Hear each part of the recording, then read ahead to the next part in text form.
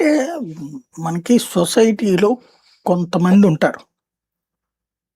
మనం ఆ పరిస్థితి ఫేస్ చేసిన తర్వాత పారిపోవడం, ఉమ్, ఆ ఫేస్ చేసిన పరిస్థితికి రీజన్‌ని కనుక్కొని, ఆ సమస్య పరిష్కరించాలని కోరుకోవడం.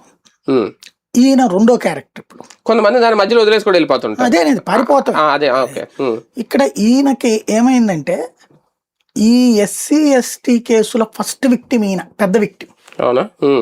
రాష్ట్రంలో చాలా మంది మీద అప్పుడు ఇప్పుడు కూడా తప్పుడు కేసులు పెడతారు. సుప్రీంకోర్టే క్లియర్గా చెప్పింది, ఎస్సీ ఎస్టీ కేసు ఎప్పుడు పెట్టాలి, అత్యాచారాల కేసు అన్నటువంటి. నువ్వెవరో, నీ కులమేంటో తెలిసి ఆ కులం పేరుతో కావాలని అవమానిస్తే లెక్క వస్తుంది.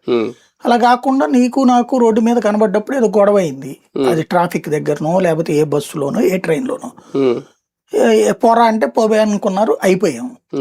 వెళ్ళిపోయాక నేను ఎస్సీని కాబట్టి నన్ను అన్నాడు అంటే కేసు చెల్లదు అది. ఎందుకంటే నువ్వే, నీ కులం ఎట్లా నాకు తెలుసు, అపరిచితులం మనం. అంతే. అపరిచితుడి మీద ఎట్లా పెడతావయ్యా నువ్వు అని సుప్రీంకోర్టు కొట్టేసినవి ఉన్నాయి.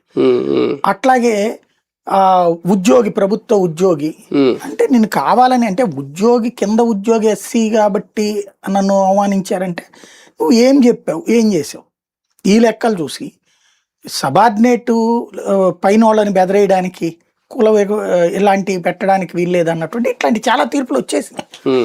కాకపోతే